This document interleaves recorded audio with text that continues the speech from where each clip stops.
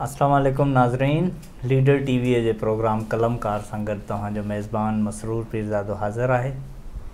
उम्मीद त तव्हां असांजो प्रोग्राम ॾिसंदा हूंदव ऐं उन मां मज़ो माणींदा हूंदव। अॼु असां सां गॾु हिकिड़ी अदबी शख़्सियत ॿी आहे। जीअं असां हर दफ़े चवंदा आहियूं त अदबी गुलशन जो हिकिड़ो नओं गुल पंहिंजे अलॻि ख़ूबसूरतीअ सां, पंहिंजे अलॻि ख़ुशबूअ सां असां सॼे आॾो आहे। ए बी लाशारी साहब, तव्हांजी तमामु वॾी महिरबानी, तव्हां वक़्तु ॾिनो असांखे। ए बी लाशारी जा 3 किताब असांजे आॾो आहिनि। इहे 3 किताब जिन में हिकिड़ो आहे आज़रबाईजान से उज़्बेकिस्तान तक ही ट्रेवलॉग आहे, सफ़रनामो आहे। संदसि शाइरीअ जो मजमू आहे तिरछा तीर, ऐं ॿियो कालमनि ऐं मज़मूननि जो मजमू आहे ॿियो मिड़ियो ई ख़ैर। ए बी लाशारी साहब, तव्हां पेशे जे लिहाज़ खां वकील आहियो जी। असांजो सिंध जो अज़ीम शाइर शेख अयाज़ बि वकील ई हुयो, जंहिं हिकु दफ़े चयो हो त पैसे में शाइरी न आहे ऐं शाइरीअ में पैसो न आहे। बिल्कुलु सही सो तव्हां बि हिकु त वकील बि आहियो, वरी लेखक शाइर बि आहियो जी। तव्हां हिनखे वधीक डिस्क्राइब कंदो, तव्हां शाइरीअ लाइ वक़्तु कीअं कढंदा आहियो? अच्छा ॾिसो, सभ खां पहिरियों त लीडर टीवी जी तमामु घणी महिरबानी आहे, तव्हांजा कुर्ब जो तव्हां मूंखे यादि कयो। वेलकम। असल ॻाल्हि इहा आहे त ॾिठो वञे इंसान वटि तमामु हिकिड़ो सुठो वक़्तु हुजे थो 24 कलाकनि जो, जंहिंमें तव्हां 7 कलाक निंड कंदा आहियो। ऐं उनखां अलावा जेकॾहिं तव्हां पंहिंजा जेके सोशल नॉर्म्स आहिनि उन्हनि खे अहिड़े नमूने तरतीब ॾियो त तव्हांखे को न को लम्हो हर कम जे लाइ मिली थो वञे। रही ॻाल्हि शाइरी जी, त इहा ॻाल्हि आहे अहसासनि जी। तव्हां भली कोर्ट में हुजो, तव्हां कंहिं क्लाइंट सां गॾु वेठा हुजो, या तव्हां कंहिं बाज़ार में हुजो, या खणी तव्हां पंहिंजे बिस्तरे ते विहाणो ॾेई कॾहिं बि अची सघे थी। हा, हिकिड़ो ज़रूरु मसइलो हूंदो आहे त तव्हां उनखे महफ़ूज़ करण लाइ हमेशह तयारु हुजो। त पाण बि इहा ई कोशिशि कंदा आहियूं। पाण वटि कलम बि हूंदी आहे ऐं पनो बि हूंदो आहे, जॾहिं बि का शइ अची वेंदी आहे त उनखे उतारे वठंदा आहियूं। न, इहो ज़रूरी बि आहे। शेख अयाज़ जॾहिं आख़िरी ॾींहंनि में, आख़िरी कुझु सालनि में घणो करे बिस्तर ते हूंदो हो ऐं राति जो उनजा घर वारा लाइट ऑफ करे छॾींदा हुआ त हाणे हू निंड करे जी, त हू पंहिंजे आत्मकथा में लिखे थो त कॾहिं कॾहिं राति जो लाइट ऑफ थियण खां पोइ बि मूंखे कुझु अहिड़ियूं सिटरूं ईंदियूं हुयूं जी, जेके मां बसि अंदाज़े ते लिखी छॾींदो हुयुसि, ख़बर न पवंदी त हे जी पनो सिधो आहे अलाए ऊंधो आहे। पोइ ॾींहं जो काज़ी मंज़र हयात खे चवंदो हुउसि त हे फेयर करे। बिल्कुलु बिल्कुलु। त इहे शयूं शाइरीअ जो को टाइम टेबल फिक्स त कोन्हे, त कंहिं वक़्तु अचे थी। कॾहिं कॾहिं माण्हू मूड ठाहे वेहे थो त हाणे अकेलो बि आहियां, टाइम बि आहे जी, तॾहिं कुझु बि कोन थो सिरजे। ऐं कॾहिं माण्हू रश में ऐं गोड़ घमसान में बि कुझु लिखी थो वठे, त उनजो को टाइम फ्रेम कोन्हे। तव्हां सां ज़ाहिर आहे ईअं ई थींदो? ज़ाहिर आहे, मूं तव्हांखे जीअं ॿुधायो इहा ई ॻाल्हि आहे। ऐं ॿियो त मूं वटि 24 कलाकनि जो बाक़ाइदा हिकिड़ो प्रोग्राम हूंदो आहे। हा, त छो जो असांखे सुबुह जो सवेर उथी करे कोर्ट सां रुजू करिणो पवंदो आहे, ऐं वरी 2-3 कलाक हर हाल में क्लाइंट्स खे ॾियणा पवंदा आहिनि। ऐं उनखां पोइ छो जो मूं पंहिंजे घर में ऐं ऑफिस में जिथे किथे उहा अरेंजमेंट करे रखी आहे, त हुनजे माहौल त तव्हां जेकॾहिं मुंहिंजी अची ऑफिस जी लाइब्रेरी बि ॾिसंदा त उहा अधु कानून जे किताबनि सां, अदबी तारीख़ी किताबनि सां भरियल आहे। ऐं रूस जो अज़ीम लेखक हुयो चेखोफ जी। चेखोफ हुयो बाय प्रोफेशन हिकिड़ो डॉक्टर जी। उन लिखियो हो त डॉक्टरी मुंहिंजी ज़ाल आहे ऐं अदब मुंहिंजी महबूब आहे। वाह वाह, बिल्कुलु कमाल जी ॻाल्हि कई। बिल्कुलु ईअं ई जेकॾहिं मां डॉक्टर आहियां त मूं त इहा ठहके थी ॻाल्हि। ऐं तव्हां जेकॾहिं वकील जो चओ त वकालत मुंहिंजी ज़ाल ऐं अदब मुंहिंजी मिस्ट्रेस आहे ऐं महबूब आहे, त इहो सही मुंहिंजे ख्याल में रहंदी इहा ॻाल्हि। न, बिल्कुलु सही था चओ, ईअं ई हूंदो आहे। अच्छा, हीउ सफ़रनामो तव्हां जेको लिखियो जी, हीउ किताबु छपियल बि ॾाढो सुहिणो आहे। हीउ त गिफ्ट आइटम थो लॻे, जंहिंमें हर पेपर जेको आहे आर्ट पेपर आहे, हिन में तव्हांजूं तमामु सुहिणियूं तस्वीरूं बि आहिनि। सफ़र हूअं केतिरो प्रोवोक थो करे तव्हांखे तख़लीक़ी तौरु? जेकॾहिं लतीफ़ साईं जो जेको हाणे त तव्हां लतीफ़ साईं जे जॾहिं रिसाले खे असां ॾिसूं था, उन में जेके सुर आहिनि, असां जॾहिं हुर सुर ते ॻाल्हाईंदा आहियूं त उन में सभ खां वॾी ॻाल्हि जेका हूंदी आहे उहा हिकु त ट्रेवलिंग आहे ऐं ॿिए नंबर ते मुशाहिदो आहे। त जेकॾहिं को माण्हू सोशियोलॉजिकल पर्सपेक्टिव में पंहिंजूं अखियूं ऐं कन खुलियल रखे थो त उनखे सैर सफ़र दौरान तमामु घणी मालूमात मिले थी। त मूंखे बि इहो ई महसूसु थियो। ऐं जीअं हिन में ही मूं हिकिड़ो नओं तजुर्बो कयो आहे हिन में, छो जो मूंसां जेके प्रोफेशनल्स गॾु हुया, जंहिंमें जजिस बि हुया ऐं सुप्रीम कोर्ट जा सीनियर लॉयर्स बि हुया। त हाणे उते हिकु पासे एॾी वॾी तारीख़ हुई, हिकु पासे बुखारा हुयो, समरकंद ऐं ताशकंद। हाणे उन में मुख़्तलिफ़ क़िस्मनि जा जेके आहिनि से हिस्टोरिकल अदब सर्जियल आहे उते। जेकॾहिं तव्हां हज़रत सैदना उस्मान गनी जो क़ुरान मजीद बि ॾिसो त उते तव्हांखे मिलंदो, अरबी जूं किताबूं बि मिलंदियूं। वरी नए सिरे हिन में ॾिसो त जेका असांजे पाकिस्तान जी ताशकंद जेका ई थी हुई कॉन्फ्रेंस, उन हवाले सां उहे जेके होटल्स ऐं जेके मुख़्तलिफ़ हिकिड़ा नवां जेके लाड़ा हुया तारीख़ी, उन्हनि सॼनि ते असां हिकु त नज़र रखीसूं। ऐं ॿिए नंबर ते इहा शइ थी जो उहे जेके दोस्त गॾु हुया त असां कोशिशि कईसूं त हिननि खे तस्वीरनि में क़ैद कजे।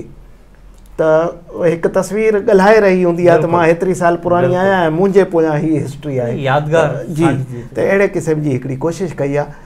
अलबत्ता हीअ मुंहिंजो हिकु किताबु ऐं ॿ किताब ॿिया अचनि पिया। सफ़रनामा जी, हिकिड़ो स्वीकारनो के देश में, मूं उर्दू में ई दरअसल लिखां थो। सफ़रनामा मुंहिंजा तक़रीबन मुंहिंजी कोशिशि आहे त उर्दू में लिखां, स्वीकारनो के देश में। ऐं ॿियो मलेशिया जो आहे, कुआलालंपुर से कैमरून हाइट्स तक। तो ॿियो इहो आहे। सफ़रनामनि में असां वटि साईं अल्ताफ़ शेख जो वॾो नालो आहे जी। अल्ताफ़ शेख लाइ त कंहिं शायदि रीडर इहो बि चयो हो त जेकॾहिं मूंखे कंहिं ॿाहिरे मुल्क जी टिकट मिले त मां अल्ताफ़ शेख खे ॾेई छॾींदुसि। छाजे करे मां जेकॾहिं घुमी ईंदुसि त अहिड़ो किताबु न लिखी सघंदुसि जहिड़ो अल्ताफ़ शेख थो लिखे। ऐं उहो किताबु पढ़ी अलाए केतिरा पढ़ंदड़ इहो महसूसु कंदा ॼण असां बि घुमी आया। जी बिल्कुलु सही था चओ। ऐं मां पाण खे ख़ुशि नसीब थो भायां त छो जो मुंहिंजो ही किताबु नओं तजुर्बो हुयो त आउं साईं जन सां वञी मिलियसि ऐं पेश कयो। त उनखां पोइ ॾाढा ख़ुशि बि थिया। ऐं मुंहिंजा जेके बाद वारा जेके किताब आहिनि उन्हनि जो मुहाग लिखण लाइ बि साईं जन राज़ी थिया। न न इहा वॾी ॻाल्हि आहे। जेकॾहिं मां शाइरी थो कयां ऐं मूंखे मौजूदा दौर जो वॾो शाइर इमदाद हुसैनी प्रीफेस थो लिखी ॾिए या उनजी तारीफ़ थो करे त इहा हिकु शाइर तौरु मां पंहिंजी कामयाबी थो सम्झां। हक़ीक़त ईअं ई जेकॾहिं तव्हां ट्रेवलॉग था लिखो या जेकॾहिं सफ़रनामो आहे ऐं सफ़रनामे जो वॾो नाम तव्हांखे एप्रिशिएट थो करे त इहा मुंहिंजे ख़्याल में वॾी कामयाबी। इन में को शक कोन्हे, इन में को शक कोन्हे। अच्छा, उन खां अलावा पोइ अचूं था सफ़रनामे खां पोइ तव्हांजे शाइरीअ जी तिरछा तीर जी। ही हिन जो सेकेंड एडिशन आहे। पहिरियों एडिशन कहिड़े साल में छपियो? 2014 में छपियो हो पहिरियों एडिशन। ऐं सेकेंड एडिशन वरी हाणे असां 2020 में आंदो आहे। पंहिंजी शाइरीअ मां असांजे नाज़रीन खे हा ज़रूरु कुझु ॿुधाइजो। जी जी जी ज़रूरु। माण्हू ॿुधी सघनि तव्हांजी शाइरी ऐं उन मां लुत्फ़ अंदोज़ बि थी सघनि। जी बिल्कुलु बिल्कुलु। ऐं कोशिशि कयां थो त तव्हांखे का अहिड़ी शइ ॿुधायां जंहिंमें हिकिड़े क़िस्म जो पैगाम मौजूदु हुजे। त साईं हिकु गज़ल अर्ज़ा त नज़र सां नाज़ जो रिश्तो, सुखन सां साज़ जो रिश्तो। नज़र सां नाज़ जो रिश्तो, सुखन सां साज़ जो रिश्तो, मुहब्बत जो सचाई सां अजब अंदाज़ जो रिश्तो। बदन जो रूह सां रिश्तो, टुटे बरपा थिए मातम। बदन जो रूह सां रिश्तो, टुटे बरपा थिए मातम, मरे किरदार मातम थे, जुड़े को राज जो रिश्तो। रहे रब जी रज़ा ते ख़ुश, उहो ई ख़ुश क़िस्मत आहे। उहो ई ख़ुश क़िस्मत जी। रहे रब जी रज़ा ते ख़ुश, उहो ई ख़ुश क़िस्मत आहे। ख़्वाहिश जो ख़ुशी सां आ, चिड़ी ऐं बाज़ जो रिश्तो। ऐं भली केॾी कजे ख़ैरात, ग़ुरबत पोइ बि रहणी आहे। भली केॾी कजे ख़ैरात, ग़ुरबत पोइ बि रहणी आहे। जुड़े जेसी न अदल इंसाफ़ जी, ताराज़ जो रिश्तो। वाह, सुठो सुठो ख़्याल। Thank U. अच्छा, अक़ल ऐं फ़हम खे साबित करे सघिबो तॾहिं आहे। अक़ल ऐं फ़हम खे साबित करे सघिबो तॾहिं आहे। दलीलनि जो दिलनि सां जे, जुड़े दमसाज़ जो रिश्तो। दलीलनि जो दिलनि सां जे, हा, जुड़े दमसाज़ जो रिश्तो। सदा सोचे पयो थकजी त रमज़ी रमज़ छा जोड़ी। वाह। सदा सोची पयो थकजी त रमज़ी रमज़ छा जोड़ी। तखल्लुस तव्हांजो सदा आहे। सदा लाशारी जी। सदा। सदा सोचे पयो थकजी त रमज़ी रमज़ छा जोड़ी। समद बरहक सनम जो छो जुड़ियल बुत साज़ सां रिश्तो। नज़र सां नाज़ जो रिश्तो, सुखन सां साज़ जो रिश्तो, मोहब्बत जो सचाई सां अजब अंदाज़ जो रिश्तो। वाह वाह वाह वाह। इहो तव्हांजो जेको शेर हिन में हुयो दिलि ऐं दलील वारो जी, इन ते मूंखे नारायण श्याम जो हिकिड़ो मशहूरु शेर आहे उहो यादि अची वियो जी। त दिलि खे आहिनि दलील पंहिंजा ई जी। अकुल खे जिन जी ॼाण ई कान्हे। वाह वाह। दिलि खे आहिनि दलील पंहिंजा ई अकुल खे जिन जी ॼाण ई कान्हे। वाह। सो इन खां पोइ नारायण श्याम यादि आयो जी।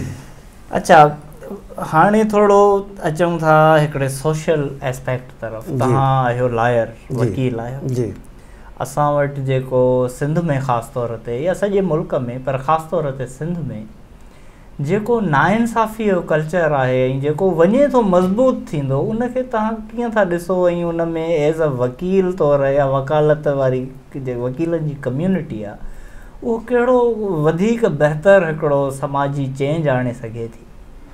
हा, इन हवाले सां ठीकु आहे, हर शोबो पंहिंजी जाइ ते हिकिड़ी अहमियत रखे थो ऐं वकालत बि। पर हिन में हिकिड़ी ख़ासि ॻाल्हि जेका मूं ईअं सम्झो असां वकीलनि जी हिकिड़ी तमामु सरकर्दा नुमाइंदा हिकिड़ी वॾी ब्रेव ख़ातून मोहतरमा आसमा जहांगीर जो आउं ज़िक्र ज़रूरु कंदुसि त उन सां अक्सर मुलाक़ातूं थींदियूं ऐं उन हिकिड़ी ॻाल्हि कई त असांजे मुल्क जो सभ खां वॾो अलमियो इहो आहे जो हर फ़र्द इहो चवंदो आहे त मूंखे मुंहिंजा जेके राइट्स आहिनि उहे वायलेट पिया थियनि, यानी मूं सां नाइंसाफ़ी आहे। पर को बि माण्हू पंहिंजी रिस्पॉन्सिबिलिटी फील करण लाइ तयार ई न आहे। एतिरे ताईं तव्हां कानून जी जेका हुकुमरानी आहे उनखे उन ते पूरा लही नथा सघो जेतिरे ताईं हर माण्हू पंहिंजी इंडिविजुअल कैपेसिटी या कैपेबिलिटी में पंहिंजी रिस्पॉन्सिबिलिटी महसूसु न करे। बिल्कुलु। जीअं असां आम तौर ते असांजो एजुकेशन जो निज़ाम तबाह आहे। इन तबाह हाल में ठीकु आहे गवर्नमेंट जी पॉलिसी ऐं उस्तादनि जो वीज़ा ते वञणु या कंहिं वॾेरे जो उताक ठहणु सभु पंहिंजी पंहिंजी जाइ ते हिकिड़ा मसइला ज़रूरु आहिनि। पर सभ खां वॾो मसइलो इहो आहे त जंहिं फ़र्द जी औलाद आहे पहिरियों उहो उनखे स्कूल ताईं मोकिलणु पंहिंजो अवली फ़र्ज़ु सम्झे। जॾहिं उहो फ़र्ज़ु सम्झंदो तंहिंखां बाद में इहो मसइलो कंहिं हद ताईं हल करण जे तव्हां क़ाबिल थींदव, छो जो हर फ़र्द हिन मुमलिकत ख़ुदादाद जो शेयर होल्डर आहे। मुंहिंजो शेयर बि एतिरो, तव्हांजो बि ओतिरो, आसिफ़ ज़रदारी जो बि साॻियो, इमरान ख़ान जो बि साॻियो। उहो उन शेयर खे चइबो आहे वोट। उन वोट जी हैसियत तॾहिं तव्हां तस्लीम कराए सघंदव जेतिरे ताईं तव्हां पंहिंजे तालीम ते खे अहमियत न ॾींदव। मिसाल तौरु को सियासतदान अचे थो ऐं उहो तव्हां वोट घुरे थो त तव्हां पंहिंजी एजुकेशन पहिरियों मसइलो रखो, ज़ाती जेके सवाल आहिनि उन्हनि खे अहमियत न ॾियो। आम तौर ते असांजे जेको ख़िते में सियासी हवाले सां जेको प्रॉब्लम आहे न उहो इहो ई आहे त हर माण्हू पंहिंजे ज़ाती मफ़ाद ख़ातिर जेके सियासी मफ़ाद आहिनि या इज्तमाही मफ़ाद आहिनि उनखे क़ुर्बान थो करे। उन जे करे असांजी हिन सोसाइटी जो इहो हिकिड़ो अलमियो आहे। इन में डिवीज़न ऑफ लेबर जी ज़रूरत आहे, जंहिं माण्हू खे जेको कमु अचे उहो करे। इहो फ्रेंच ॾाहो आहे एमाइल डरखाइम, उन इहा हिकिड़ी बहितरीनु थ्योरी ॾिनी हुई जेका पूरी दुनिया में मञियल आहे। त ऐं उनखां अलावा असांजो जेको तालीम जो निज़ाम आहे उनखे इसेंशियल सब्जेक्ट करार ॾिनो वञे। जीअं को पुलिस वारो पंहिंजी यूनियन नथो ठाहे सघे, कोई फ़ौजी मुज़ाहिरो नथो करे सघे, मजबूर करे छॾिजे असांजे एजुकेशन डिपार्टमेंट खे त तव्हां इसेंशियल सब्जेक्ट करे हिन में पढ़ायो। ऐं उनखां अलावा कामोरनि खे पाबंद कजे त पंहिंजा बच्चा जेके आहिनि सो इन स्कूलनि में पढ़ायो। ऐं अहिड़ो तजुर्बो मुल्क पाकिस्तान में थिए पियो। हाणे मां पंहिंजे दोस्त डॉक्टर शेर सां गॾु इस्लामाबाद टूर ते विया हुआसीं त उते दोस्तनि सां गॾिजाणी थी त उन्हनि इहा ॻाल्हि कई त हिते सभ खां वॾो मसइलो इहो आहे त गवर्नमेंट जे स्कूल में कंहिं ॿार जी एडमिशन थियणु तमामु ॾुखियो अमल आहे ऐं हुते प्राइवेट स्कूल खे का अहमियत ई नथा ॾियनि। त तव्हांजे गादी जे शहर में जेकॾहिं इहो थिए थो त इहो साॻियो अमल हिते बि थी सघे थो।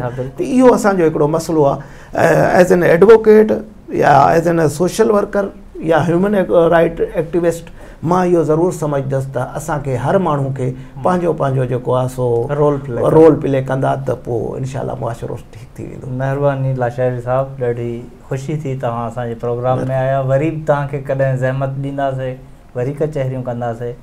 नाज़रीन, कलमकार प्रोग्राम सां गॾु तव्हांजो मेज़बान मसरूर पीरज़ादो हाणे इजाज़त वठंदो। लीडर टीवी खे सब्सक्राइब कंदा रहंदा ऐं इहे प्रोग्राम ॾिसंदा रहंदा।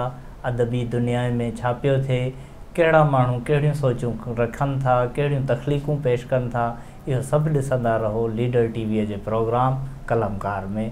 पंहिंजे मेज़बान मसरूर पीरज़ादो खे ॾींदा इजाज़त। अल्लाह वाहे।